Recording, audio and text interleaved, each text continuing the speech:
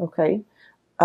Moving from one very, very oppressive regime, or like getting out from under a very oppressive situation, and then charting a new territory. And the reason why I say this is we have here the Hierophant.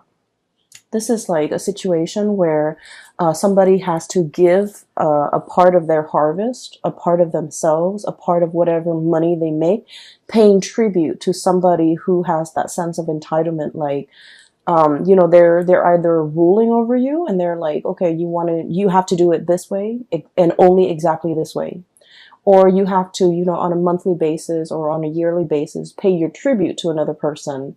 And that was just the way things were. That was like the rule of the land, or that was like the law of the land. And no one dared to question it, okay?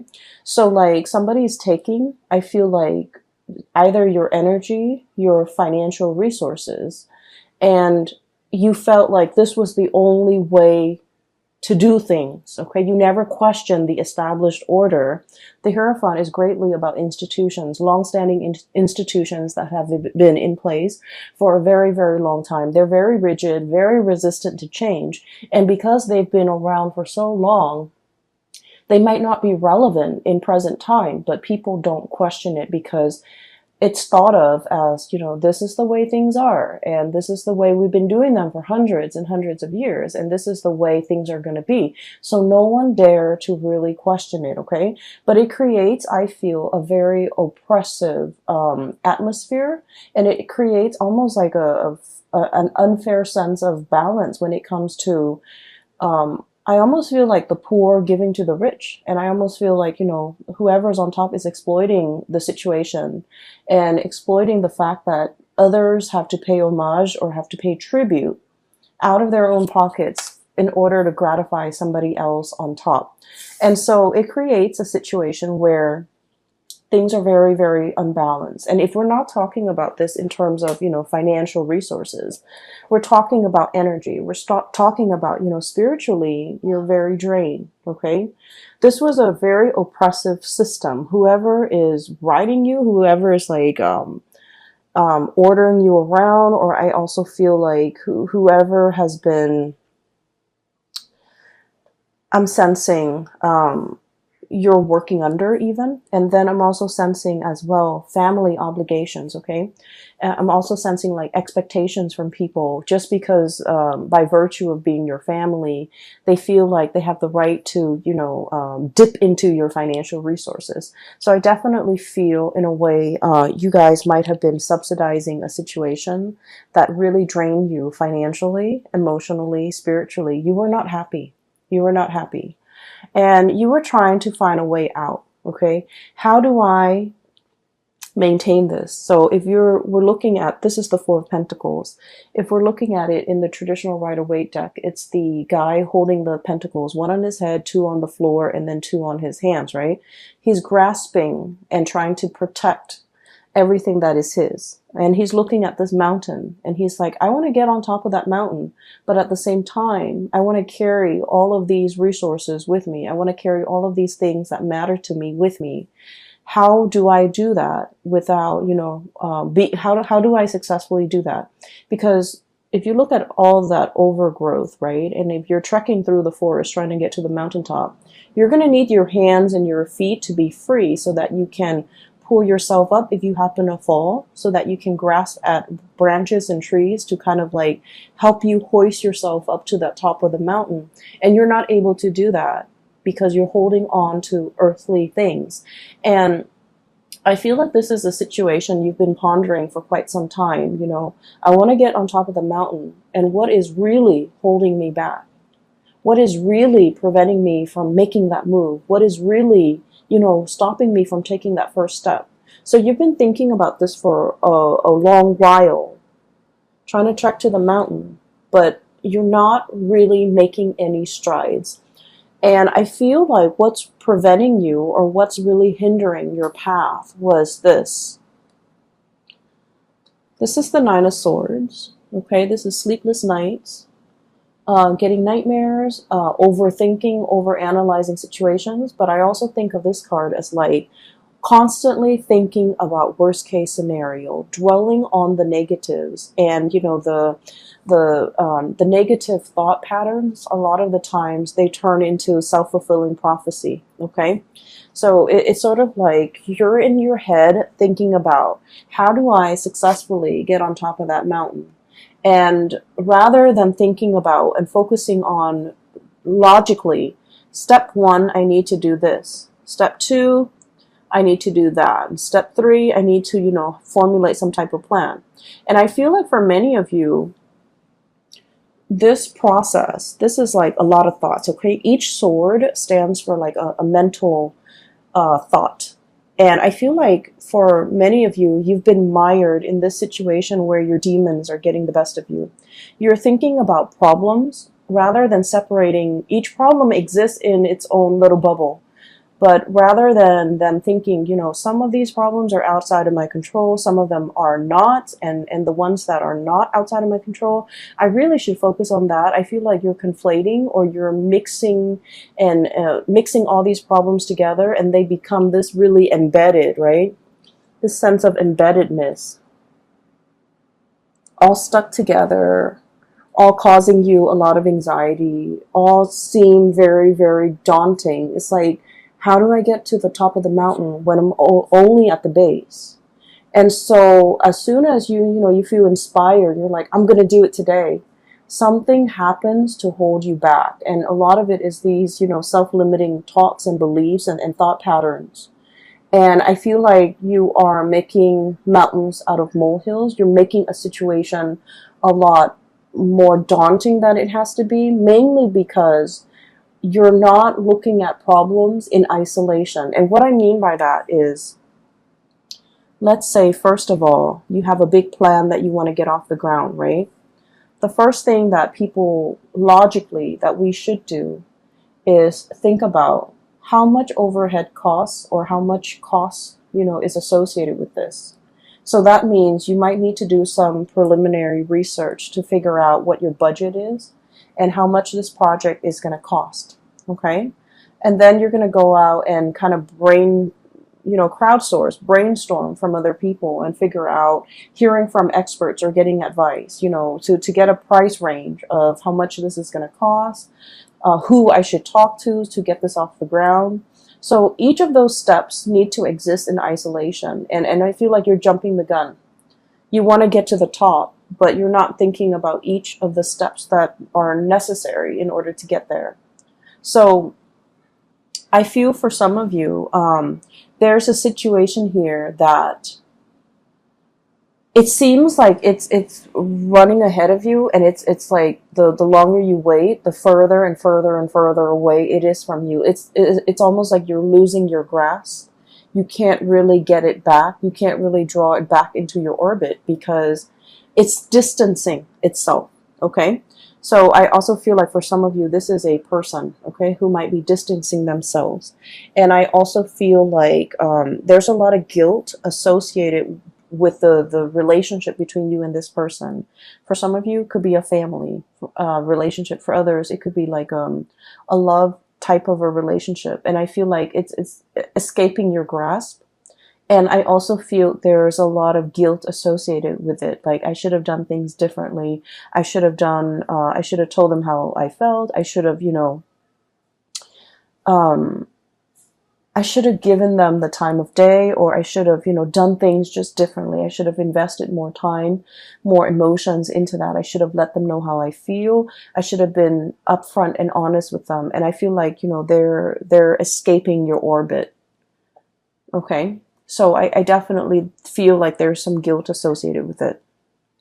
Going back to your main storyline, what I do sense here is there is a huge, this is like impetus, this is drive, ambition. Okay, we have here the King of Wands, and this usually indicates somebody who's like in charge of their domain. He's scanning the horizon, looking out at the abundance that he has created for not only his empire, for himself, but for all the people that he rules. Okay, this is someone who's very, very responsible. The way I'm reading this energy is that you're in a great, powerful position of leadership. Okay. You care about the people that have been very loyal to you. You care about their well-being. And I feel like it's almost like ruling with a very benevolent hand. Okay. Understanding that I'm not going to exploit this power differential. If you do well, I do well, and our kingdom is going to do well. So understanding that even if others pay tribute to you, you can't exploit that relationship. You can't exploit the power differential to keep them oppressed. You have to kind of like take care of the people that are under you. And I feel like many of you, you're coming into a profound sense of, it's like understanding how power needs to be controlled. There was a situation here where someone in a position of power was very tyrannical, controlling, and exploited that power of position.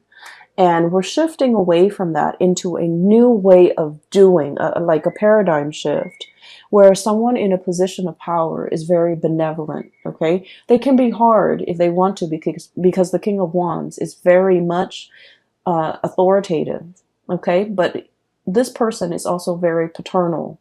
They take care of people. They're very loyal to their subjects. And because of that, they garner a lot of respect and trust from their subjects.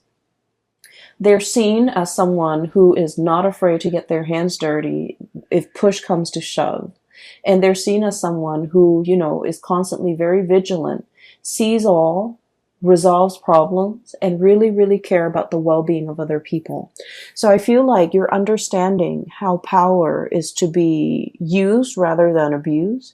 You're understanding as well that, you know, taking care of the people that matter to you, or the people that have been very, very loyal to you, treasuring, valuing, and being available to those people means a lot more to you now. And what's on top of this card here is the Six of Pentacles. And the Six of Pentacles this is a major, major card about karma, okay?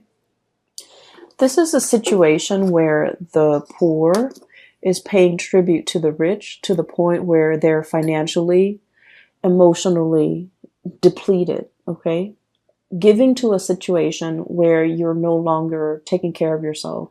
You're just going to work. You're just getting through life in order to have the resources to pay that tribute. And now we're coming into this sense of like total rebalancing of karma, the karmic scale.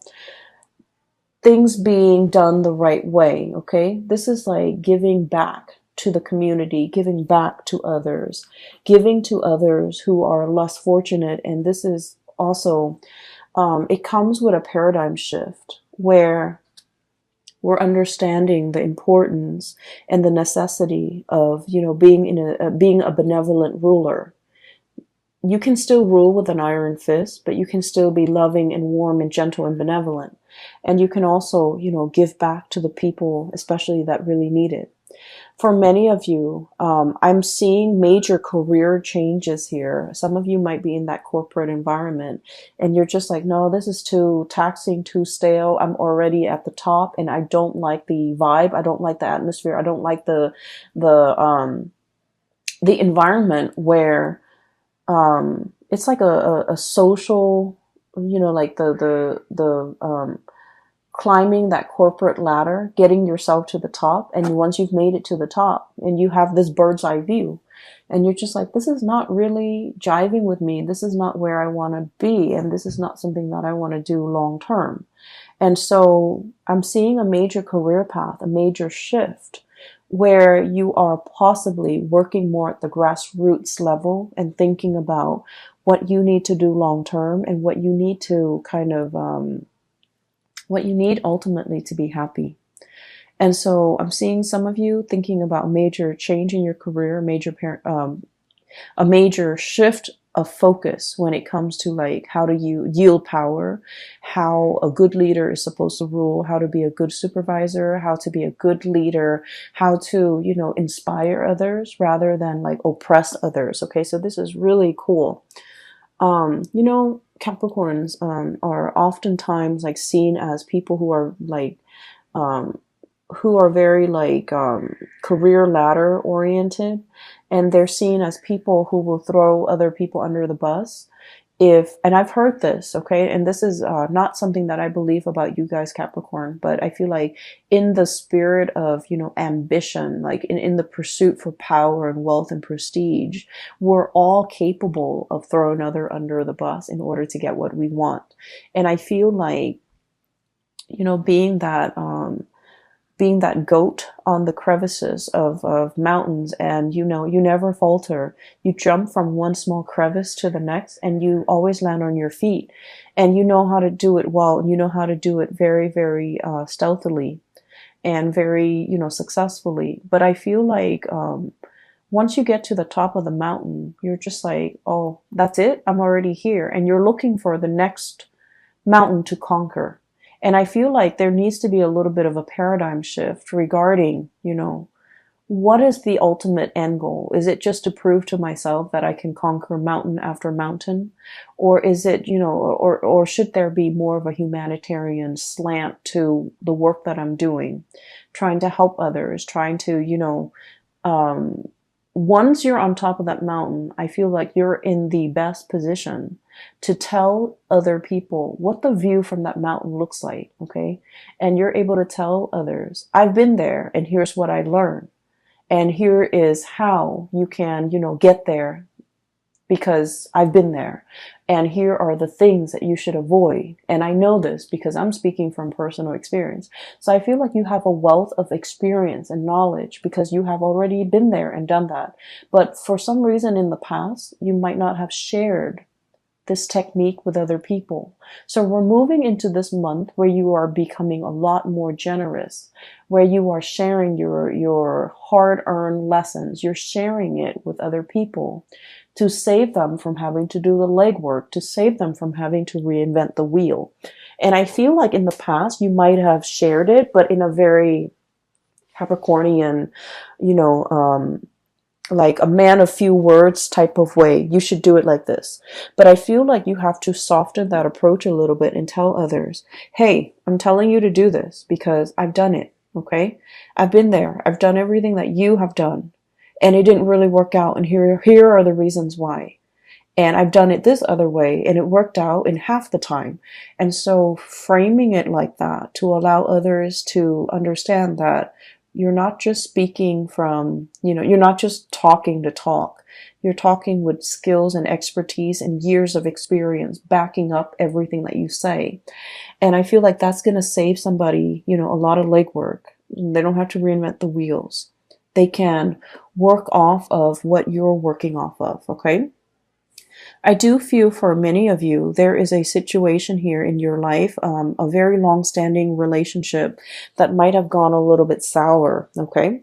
And we have a situation here where there was a vow, there was a promise, okay?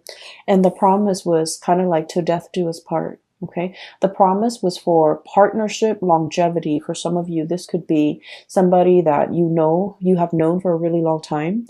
They know your family. You've took them around to introduce them to your family. They've taken you around to introduce you to their family, vice versa. This is a partnership where two people might have known each other since childhood. There is a tremendous degree of like trust. Okay, you know this person inside and out, and you trust this person wholeheartedly. They likewise know you inside and out. And then I also feel like there's a immense sense of like trust, love, respect, and the whole nine yards, like that whole ball of it's like all the reasons that you have for caring about this person, for trusting them. Everything is so like embedded, okay? Like the shared experience, the shared ambition, the shared dreams. Like the two of you feel almost as if you have been through so much together. There might have been a recent breach in trust. There might have been a situation where I feel, Capricorn, somebody is either living with a lot of guilt. It could be you, it could be them, over something that was done, okay?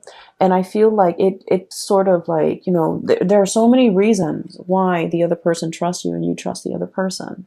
But at the same time, one unexpected move, one action that is done out of character can really make you or the other person distrust the future, the viability, and the continuity of this friendship, this business relationship, or this relationship. So I feel almost like there was something that was done in poor taste, in poor judgment, and it left like a bitter taste in somebody's mouth, okay? And things can never go back to the way they were. It's like everything that was said was said. You can't take back words. It's like, you know, the water from the chalice, from the cups have been spilled. And the other person might be the one walking away, and they're just like, I don't want to fix it. You know, it's already spilled. I'm not going to go downstream 2 miles away to refill those cups. I'm not going to trek up the mountain to the clearest spring to fill up those goblets, okay? So I feel like there was a situation where it can be fixed, but somebody, you or the other person, is like, I wash my hands of this.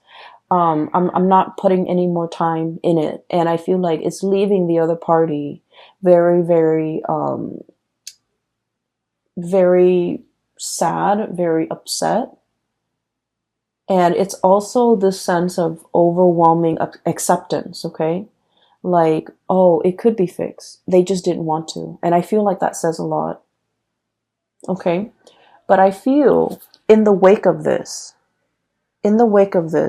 people leaving so new adventures can await for you, so that new boats, new ships, new people can be coming into the picture.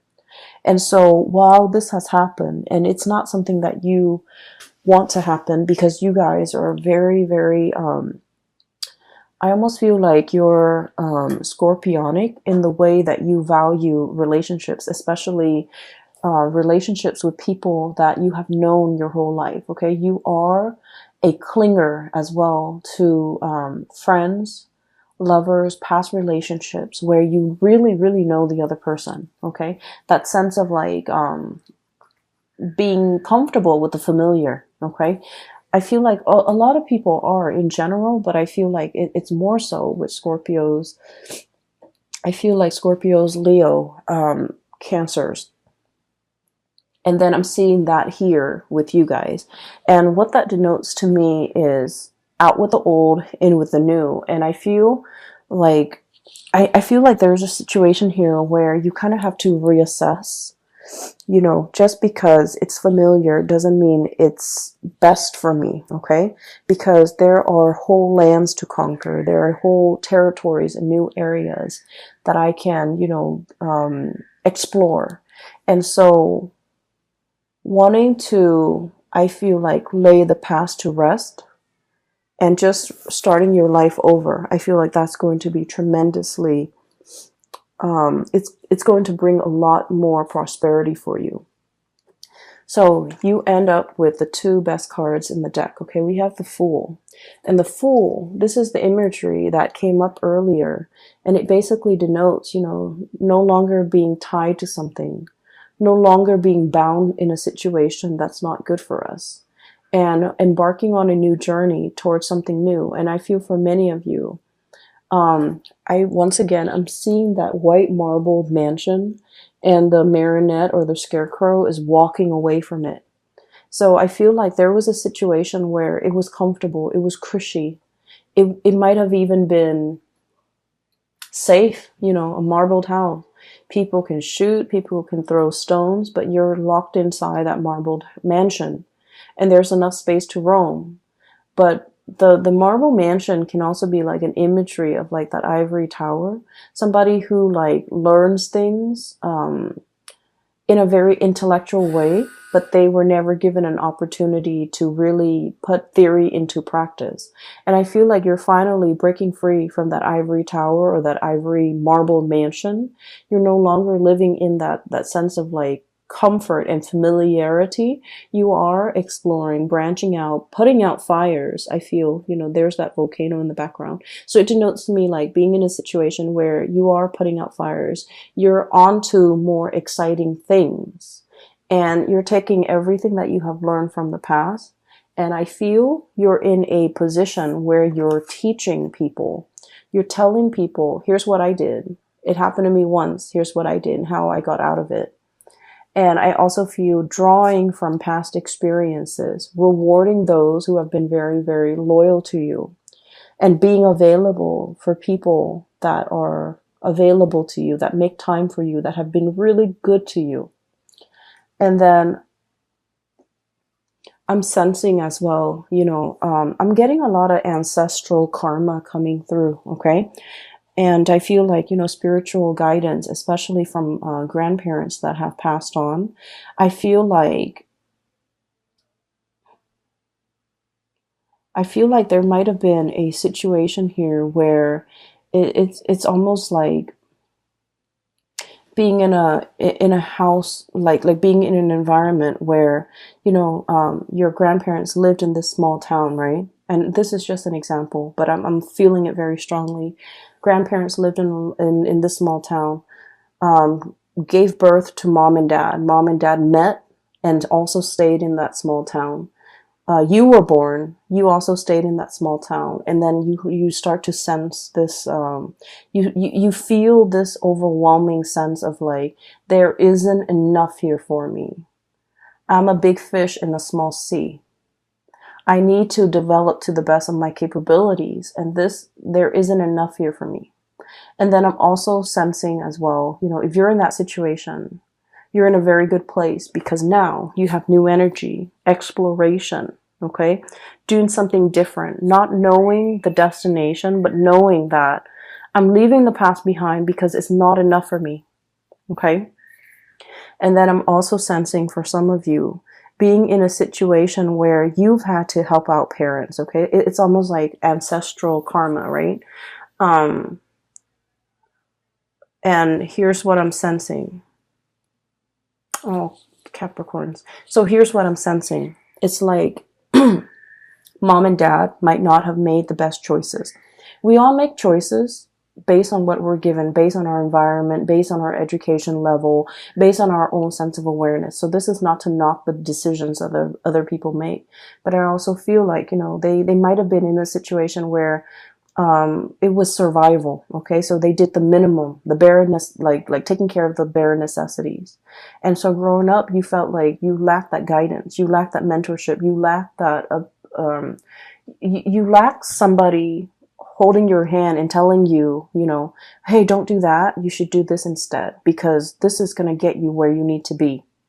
Okay. And I'm seeing, people like, whose parents were, for example, college educated, they can walk their children through the college process. So for example, you have to take the ACT, you have to take the SATs, you have to do that by your junior year so that by your senior year, you have to load up on all these college prep classes so that colleges will look more favorably upon you. And you have to do extracurricular activities. You should also enroll in, extracurricular activities outside of class. So like that guidance, I feel like some of you guys didn't have that.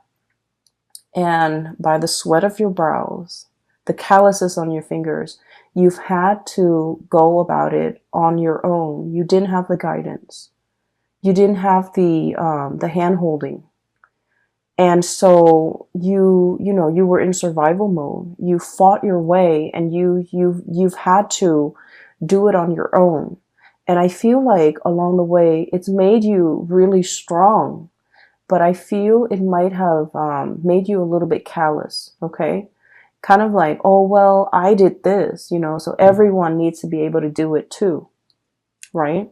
And so I'm sensing here, there's a sense of like a paradigm shift, okay? The people that have the privilege, either through parents, through proper guidance, or through the sweat of their brows, whoever makes it up first to the top of the mountain is obligated, no matter how they got there. Whoever makes it there first is obligated to give advice, give guidance to others. Here's how you do it, and here's what I did, and here's what I did that worked, here's what I did that failed, okay? So I feel like it doesn't matter how you got there. Whoever gets there first needs to kind of like pay it forward by giving other people, you know, like the lay of the land, pretty much telling people what they should do. So I'm sensing here a big spiritual karmic energy. It could be ancestral karma that needs to be broken. It could also be, you know, a paradigm shift where we're not doing what we did before. We're opting for a new path, a new way of doing. Because what we did before, it worked for us, but it also made us a little bit calloused. And we don't want that, okay? And then I'm also sensing we have this tremendous sense of like breath of fresh air, you know. His hair is blowing in the wind. He's a leader. There's a whole caravan of people following his lead because they trust him. And so you're thrust in this position where you're going to be exalted. You're in a position where people trust you. They value your, and you know, he's leading them. He's leading the whole, you know, Oregon Trail, whatever you call it. He's leading the whole exodus into this new land, right?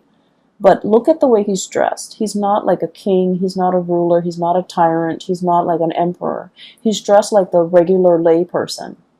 And there's a sense of humility associated with it, okay? It's like being one with the people in order for them to accept you.